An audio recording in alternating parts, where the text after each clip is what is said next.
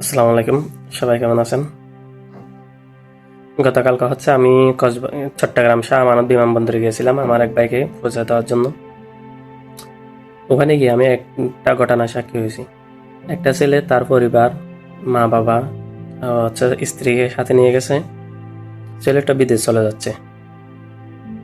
ও দেখলে মনে হয়েছিল যে ওদের বিয়ে হয়েছে যে সম্ভবত 2-3 মাস হবে। এখন মেয়েটা তো অনেক কান্না করতেছে। প্রথমে তাকে বুকে জড়িয়ে ধরে নিয়ে অনেক কান্না করলো। আমি সম্পূর্ণ মানিয়ে একটু দূরে দাঁড়িয়ে দাঁড়িয়ে দেখতেছি। ওদের থেকে বিদায় নিয়ে ছেলেটা 2-1 কদম আগালো। এরপরে মেয়েটা আবার পিছন থেকে জড়িয়ে ধরে কান্না করতেছে। এরকম 2-3 বার হয়েছে। এখানে এক পর্যায়ে ছেলেটা সহ্য করতে না পারে মেয়েটাকে ধাক্কা দিয়ে, মেয়েটা মাটিতে পড়ে যায় না, ধাক্কা দিয়ে থেপেটে চলে যায়।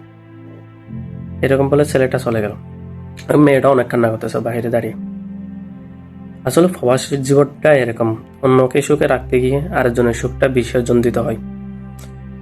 এই এয়ারপোর্টের বাইরে দাঁড়িয়ে দেখতেছি অনেকের বাবা, অনেকের মা, অনেকের ভাই, অনেকের বোন, অনেকের স্ত্রী, সবাই কান্না করতেছে। আসলে যে যাওয়ার সময় সবাই কান্না বেচার চোখে যায়, আসার সময় সবাই হাসি খুশি আছে। অন্যকে সুখ দিতে গিয়ে যে নিজের সুখ আল্লাহ সব বিসর্জন দিতে হয়। আসলে দুনিয়ার একটা নিয়ম, কিছু পেতে হলে কিছু হারাতে হয়।